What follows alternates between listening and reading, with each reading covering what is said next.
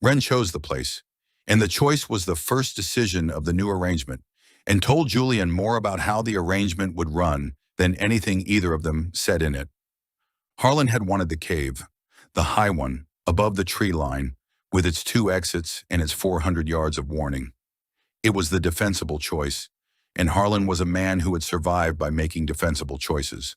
And there was nothing wrong with his reasoning except that it answered the wrong question. Wren said so, without heat, the way she said most things. "It's a good place to fight from," she said. "We're not going to be fighting. We're going to be 5 people who shouldn't obviously be 5 people. A cave above the tree line has one use, and anyone who sees us going up to it knows what the use is. There's no story that ends with 5 people at that cave that isn't the true one." She named instead a shepherd's enclosure low on the eastern slope, a stone fold with a half-fallen roof, used in season and empty now, on a stretch of trail that always had legitimate traffic on it. Less defensible, far better cover. A place where 5 people arriving from 5 directions was not a pattern, but a Tuesday, because people were always passing through, and the eye slid off a thing it saw every day.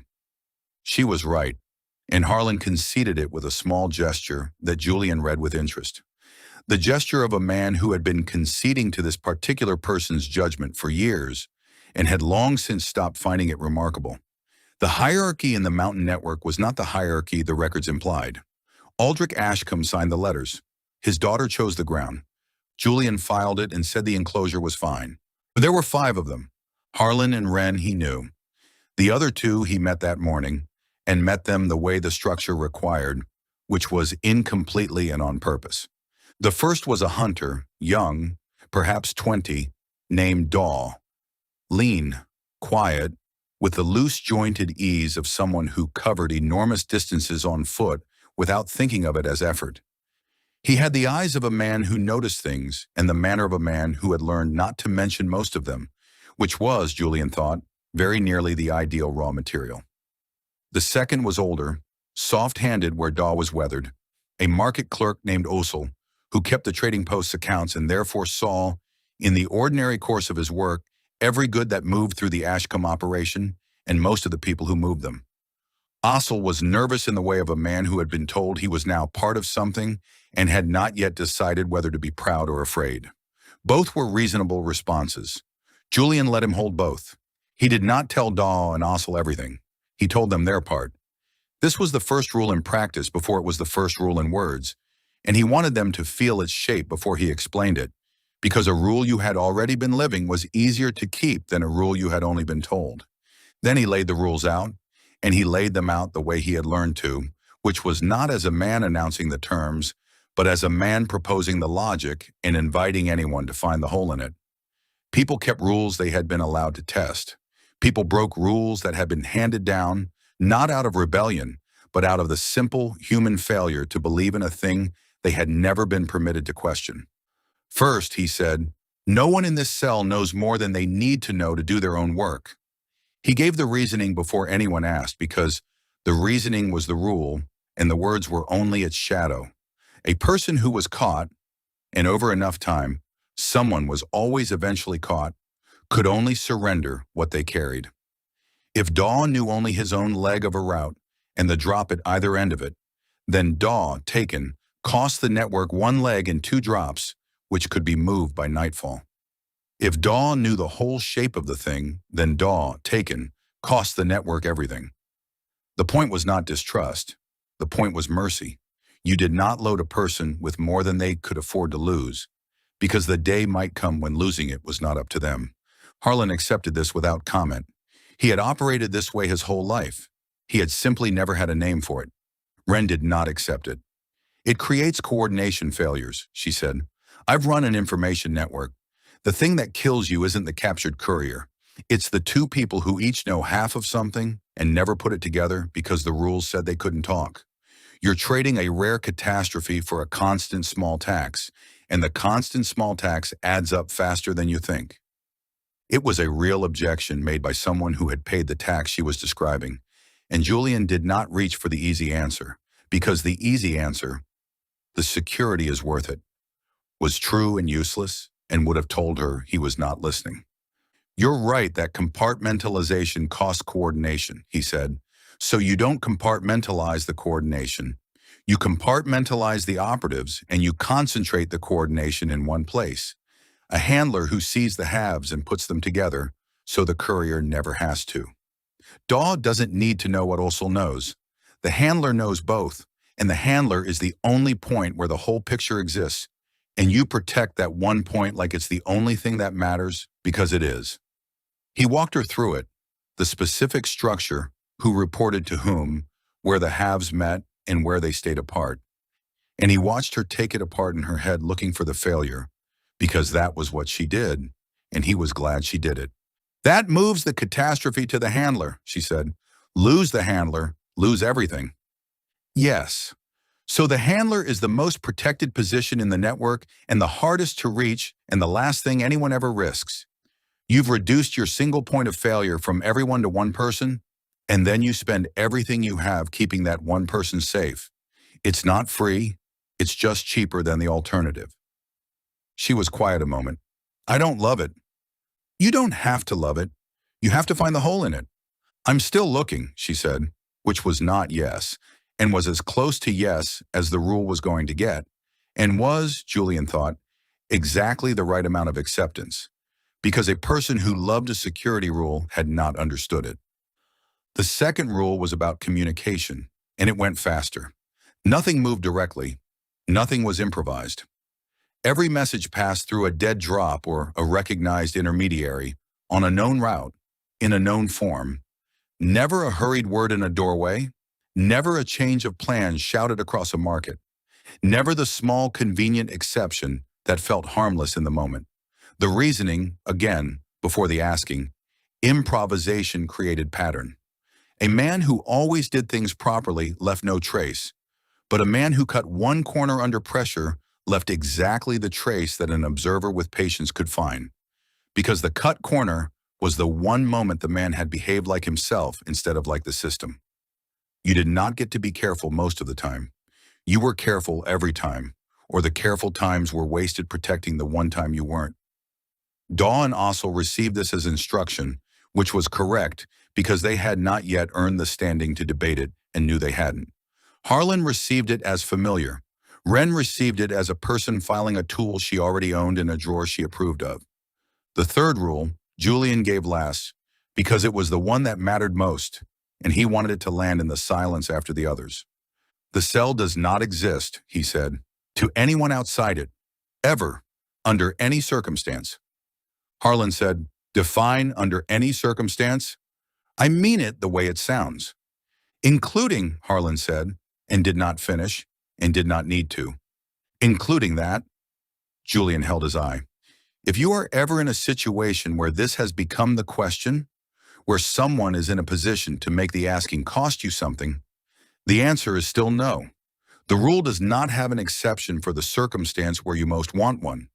That's not a flaw in the rule. That's the whole rule. A rule with an exception for duress is a rule that protects you exactly until the moment it matters. Harlan looked at him for a while. It was a longer look than the man usually spent, and Julien did not fill it because the look was Harlan deciding something, and a man deciding something did not want help. I've kept a rule like that before, Harlan said finally. It cost what it costs. I know, Julien said. That's why I'm letting you keep this one instead of telling you to. Harlan nodded once, and that was the cell founded. Not by agreement exactly, but by the absence of any further objection from the one man in the room qualified to raise the objection that would have ended it. He tested it before he trusted it, because a system you had not tested was a hope, and he did not stake anything on hopes. The test was small and clean, and built so that he could check the answer against a source none of them knew he had. A single fact would move the length of the network, from Ossel, who would see it first in the trading post's accounts, to Daw, who would carry it along his leg of the trail, to Wren at the Eastern Relay, to Harlan, and from Harlan to Julien, through the drops and in the coded form he had given them. The fact itself was nothing, the arrival date and cargo of a caravan coming up from the south, chosen precisely because it was nothing, because the test was of the pipe and not the water. And Julien had a second, independent line on the same caravan, through a court clerk's offhand grumbling about Southern trade schedules, which meant that when the network's answer reached him, he could lay it beside the truth and see whether the pipe leaked. It ran for 4 days. On the 5th, the answer arrived, in the right form, through the right drops, and Julien took it up to his rooms and laid it beside what the clerk had told him. It matched. He allowed himself the moment. It was a small moment and a private one, and he did not extend it past its natural length. But he had built a thing from nothing in 50 days, in a body that could barely climb a ridge. In a century he had not been born into.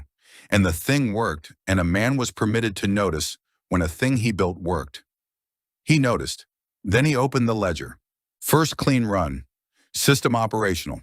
He looked at the line, and because the satisfaction was always partial, because there was always, in every operation he had ever run, a note to the handler underneath the success, he added the rest of the truth. DAW 6 hours late at the second drop. Within tolerance this time. Note to handler. 6 hours was not failure. The fact had arrived. The system had held. But 6 hours was a number, and a number that appeared once was a curiosity, and a number that appeared twice was a pattern. And the time to write down the curiosity was now, while it was still cheap, so that if it ever became a pattern, he would have the date he should have started worrying. He wrote it down. There was always a note to the handler. The day there was no note to the handler was the day you had stopped looking, and the day you stopped looking was the day before the day it all came apart. The court, by contrast, asked nothing of him at all anymore, which was exactly how he wanted it. He had been at Stonewatch long enough now to have been filed. The court had taken its reading of the third prince, found it consistent with the reading it had held before his illness, and stopped looking. And the not looking was a different and warmer climate than the wary attention of his first week. Where his early appearances had been a performance under close observation, the dinners of the month's end were a performance for an audience that had stopped watching the stage. It was, professionally, the most comfortable he had felt indoors since he arrived. Roderick provided the evening's cover without being asked to. He delivered over the meat a short speech on the importance of a prince being seen among his people, by which he meant the soldiers and the lords, the people Roderick considered to be people, rather than the shepherds and the herbalists and the various low company a recovering invalid apparently preferred. It was not aimed at Julien precisely. It was aimed past Julien, for Julien to overhear, which was a less generous thing than direct address and considerably easier to sit through. Julien received it with the mild distraction of a man whose thoughts were mostly elsewhere, and when it wound down he asked, into the small silence after it, whether the past garrison had been given its winter supply allocation yet. It was a clean question. He had it from a briefing schedule he'd read a fortnight back, specific enough to sound like genuine interest, general enough to belong to no agenda, the kind of question the eccentric prince might produce by association from something about soldiers. He asked it to watch Roderick answer it. Roderick assured him, with the brisk impatience of a man brushing off a child, that the garrison was perfectly well managed and need not concern him, which told Julien that Roderick did not know. A man who knew the allocation had been made would have said so. The detail would have been a small chance to demonstrate command. A man who knew it had not been made would have had a complaint ready, because Roderick's complaints were always ready. The impatience was the tell. It was the sound of a man covering the gap where a fact should have been, with the volume he used for everything. Roderick did not know whether his own garrison was provisioned for winter, and had decided, in the half-second the question gave him, that not knowing was less costly than admitting it. Julien filed the judgment without prejudice and returned to his meal. Aldous, across the table, had watched the whole small exchange. He always watched. That was the thing about Aldous that the rest of the court had never priced correctly. His attention was constant, and his use of it was patient, and he had been spending it on Julien, in small, unhurried amounts, since the library on the 6th day of the first month. He did not comment on the garrison question. He let it pass as though it were nothing, which was itself a kind of statement, because a man who genuinely thought it was nothing would not have needed to let it pass. He simply would not have noticed it to begin with. Later, as the table broke up, Aldous caught Julien's eye and smiled. It was a good smile. It was warm and unhurried and entirely without content, and Julien had produced 1,000 of them in his old life and knew exactly what this one was. It was not the smile of a brother. It was the smile a careful man gave another careful man across a distance neither was willing to close. I know you are doing something. I do not yet know what it is. I am content to wait, because I am good at this, and you will eventually show me. Julien smiled back. His own smile was warm and unhurried and full of nothing but a mild and genuine preoccupation with the germination rate of an alpine seed he had been meaning to look into. It was the better smile, because it was the same smile with a true thing inside it instead of a watchful one. And a true thing was always harder to read than a performance, even when the true thing was trivial.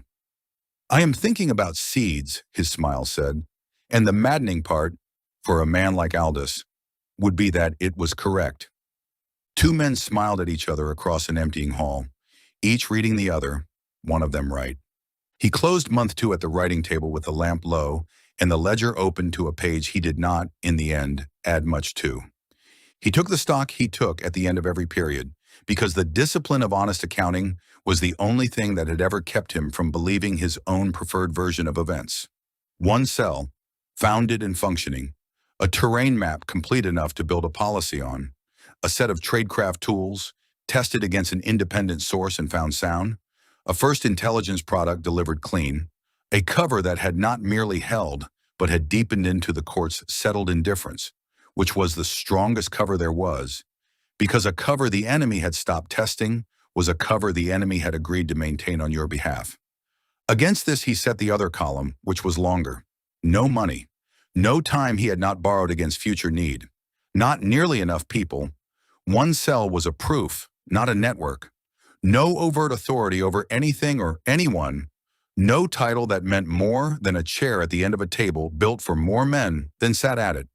And a question, still underlined 2 pages back, about why a hungry country on the far side of the mountains had begun, after 30 incurious years, to look harder at the one door it had always wanted and never opened. He weighed the columns the way he had weighed them every night since he woke, and found, as he generally did, that the heavier side was the one no one but him could see. He had patience. It was the whole of his capital, and it was a stranger kind of wealth than the treasury understood. It did not deplete when spent, it compounded, and it sat entirely outside the notice of everyone who had written him off, which meant no one was taxing it and no one was guarding against it, and he could go on accumulating it in plain sight for as long as he cared to. He added the months he had used to the months he expected to be given.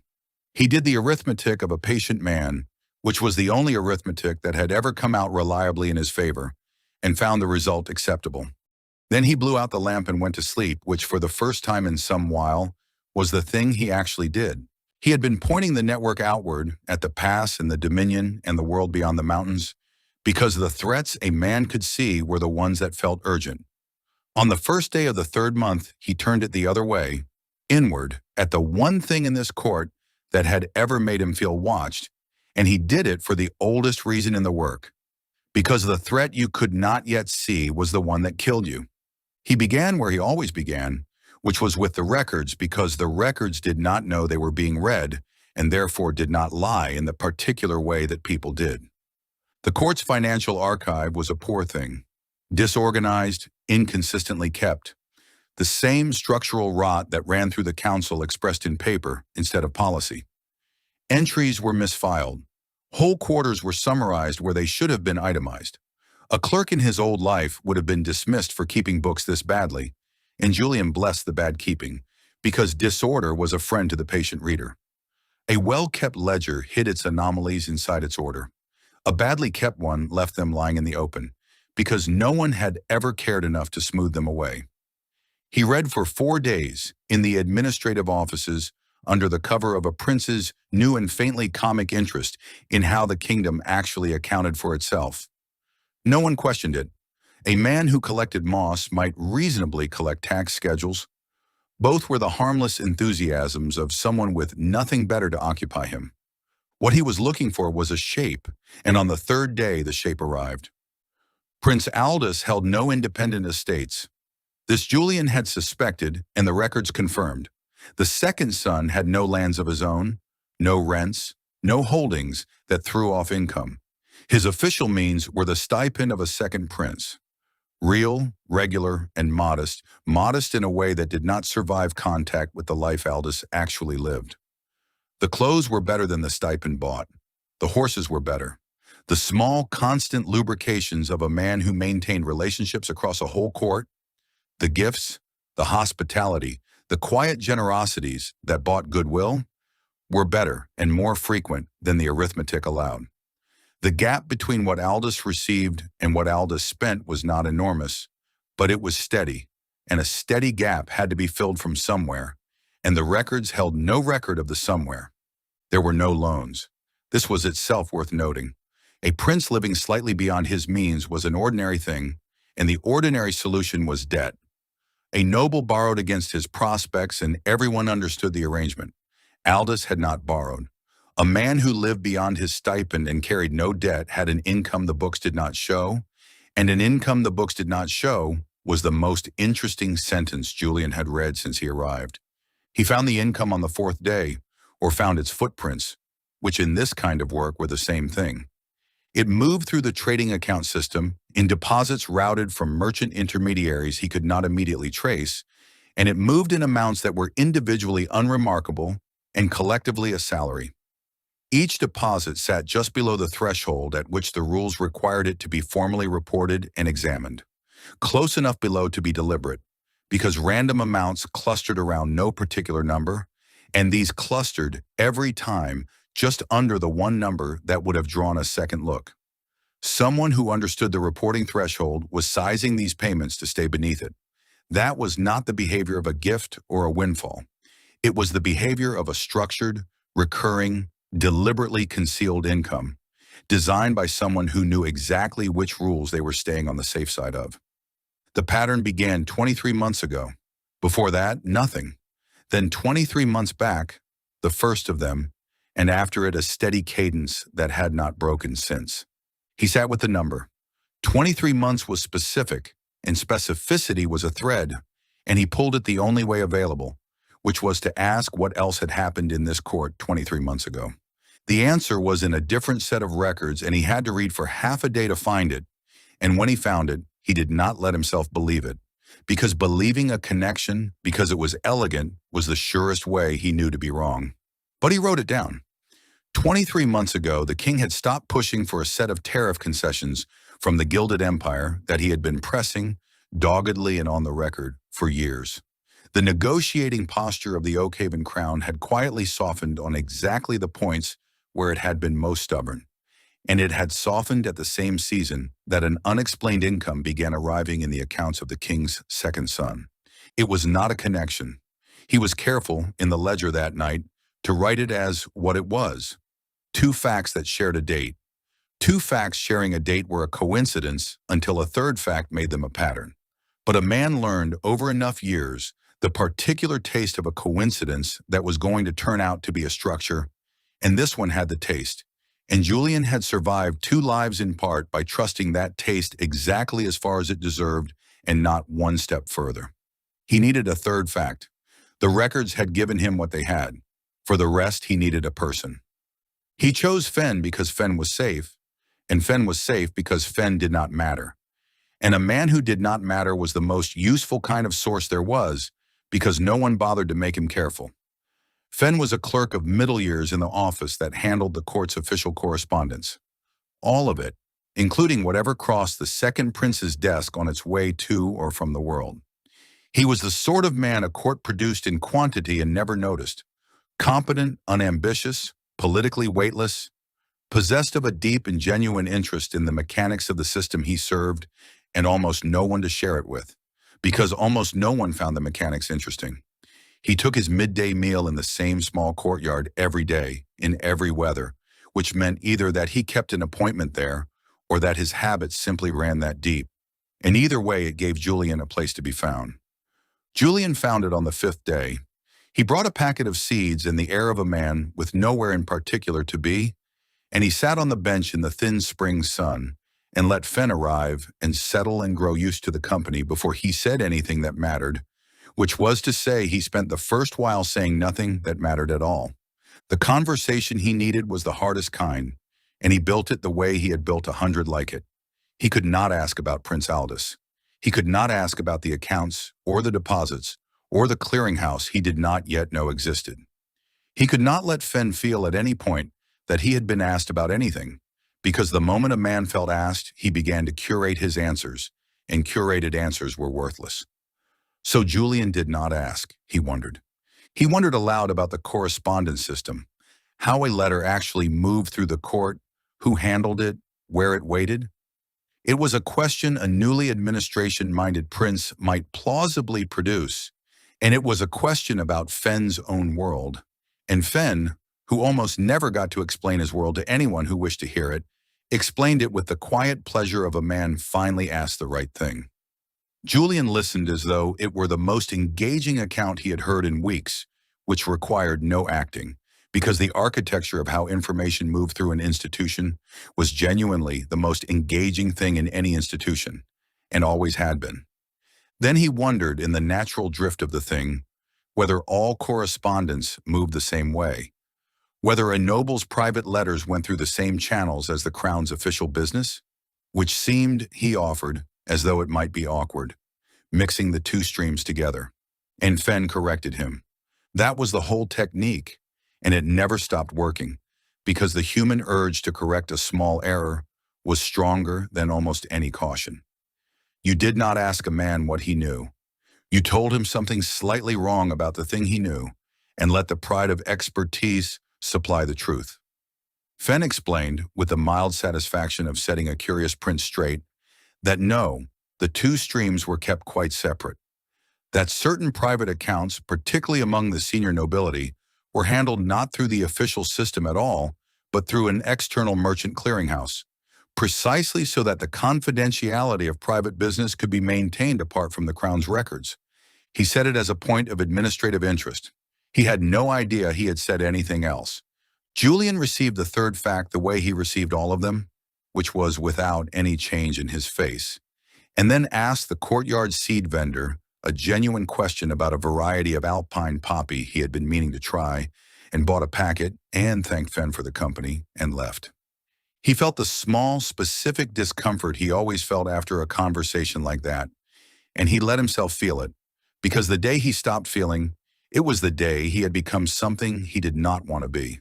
Fen had been kind and interested and entirely innocent, and Julien had used all three. It was the work. The work was sometimes this. A man who pretended otherwise was lying to himself, and Julien reserved his lies for people who were not himself. The clearinghouse was a thread, and the thread led somewhere, and he followed it the only way that left no print, through someone else's ordinary business rather than his own visible curiosity. He did not pursue the clearinghouse himself. To ask after it directly, in his own person, would have drawn a line from the prince to the question, and lines like that could be found later by anyone who thought to look. Instead, he gave Ossel a task, and he gave it shape so that Ossel could not see the shape of it. A small, dull, apparently unrelated question about which merchant accounts in the trading post dealings used an outside clearinghouse rather than the standard settlement. The sort of thing a man newly interested in trade administration might wonder about.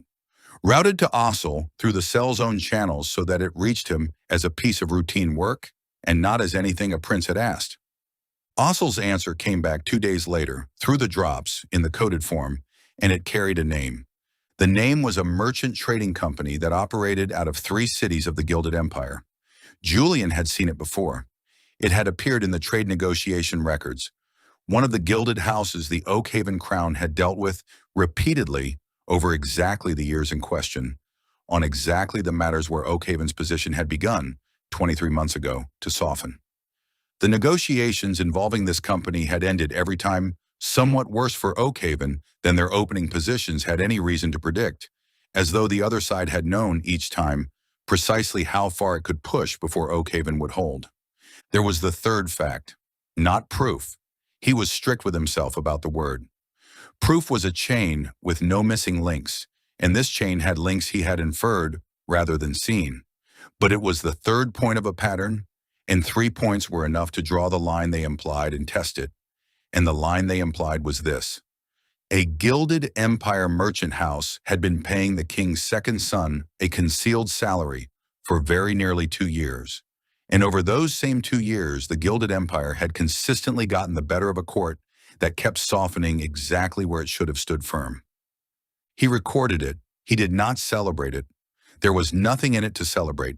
He had gone looking for the thing that made him feel watched, and he had found that the thing was real and that it was good at what it did, and that it had been doing it successfully and invisibly since before he arrived. That was not a victory. That was the measure of the problem. And then, over the last 2 days of the period, the problem began looking back. Prince Aldous had always watched him. That was established. It was the man's resting condition. But watching until now had been a thing Aldous did at a distance and on his own schedule, in small, unhurried amounts, the patient sampling of a careful man. Over the 9th and 10th days it changed, and the change was the most alarming intelligence the chapter produced, more than the income or the company or the softened tariffs, because the others were history and this was now. At dinner on the 9th, Aldous sat closer than the seating ordinarily put him, and it was not chance because Aldous did nothing by chance. In the library that evening, he appeared with a question about agricultural policy that had been built to start a conversation and was not very good at hiding that it had been built. And Aldous's covers were usually excellent, which meant the seams were either carelessness, which Julien did not believe, or a deliberate willingness to let Julien see that he was being approached, which was its own kind of message. And on the 10th day, in the corridor outside the administrative offices, the offices where Julien had spent 4 days reading the records that were now arranged so neatly against Aldous's name. Aldous was simply there, ahead of him, with the pleasant unsurprise of a man who had perhaps arranged to be. "You've become a regular visitor to the dull part of the castle," Aldous said. The pleasantness was perfect. It always was.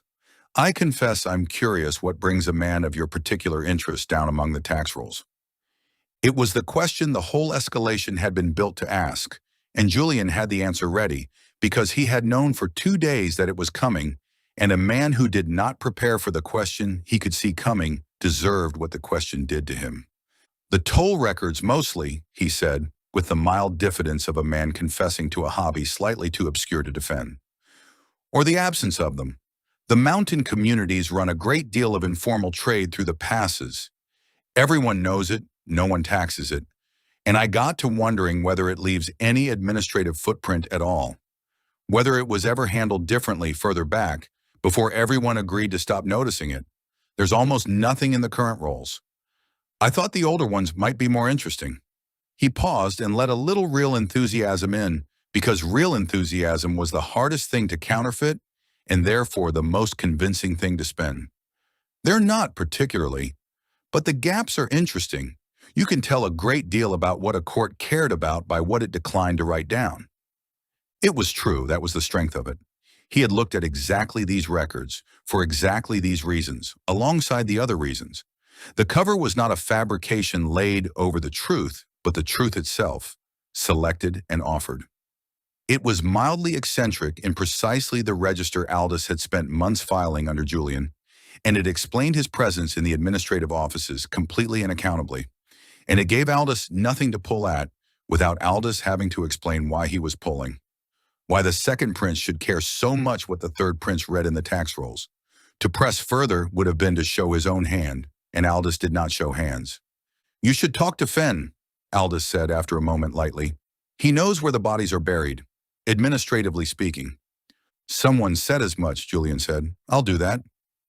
Aldous smiled and said it sounded interesting, and moved on down the corridor, and Julien watched him go and understood that nothing had been settled, that they had simply completed an exchange in which each had confirmed the other's competence, and neither had conceded anything, which was the only outcome two people doing this particular work could reach in a corridor in daylight. He ran it walking back to his rooms, and what he ran was not the corridor, but the curve the corridor sat on. The attention had escalated. That was a fact now, not an impression. Passive monitoring had become active assessment over a measurable 2 days, and escalations had causes.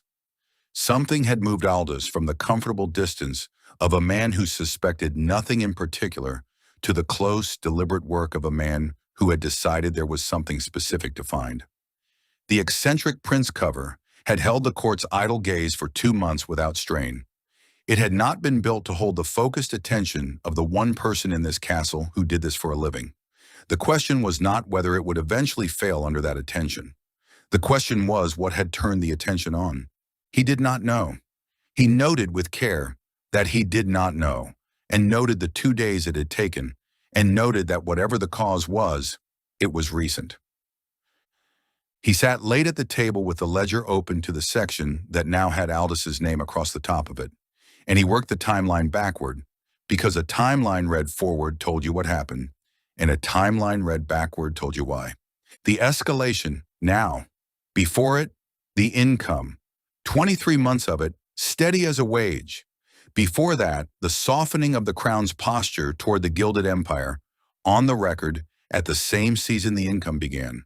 And under all of it, the merchant house in 3 gilded cities, taking the better end of every bargain, paying a prince beneath the table, threading its money in below the line where anyone would look. Laid out backward, it told a single story, and the story was worse than a corrupt prince. A corrupt prince was a domestic problem. What the timeline described was a foreign one, that someone in the Gilded Empire's intelligence apparatus had held a producing source inside this court for nearly 2 years, and that the source had moved the crown's own policy, quietly, against the crown's own interest, and been paid for it like a man drawing a salary for honest work. Someone beyond the mountains knew more about what happened inside Stonewatch than the men who lived inside it. That was one problem, and it was large, and it had been true since before he woke in this body. And someone inside Stonewatch had, in the last 2 days, decided to learn more about the eccentric prince. That was a second problem, and it was new. They were 2 different problems. He wrote that down because it was important to hold them as 2 until he had a reason to join them. And the reason to join them did not yet exist. But he sat looking at the 2 lines for a long time in the low light, because they shared a man, and things that shared a man so rarely stayed 2. He underlined the only words that mattered, the same words from 2 pages back, asked now of a nearer and more dangerous thing. Why now? Why more attention now? Then he closed the ledger and set it in its place, and did not go to sleep for some while, because there was nothing restful in the arithmetic of being studied by a professional, and he had never learned to pretend there was. He would find out. That was not hope, it was schedule.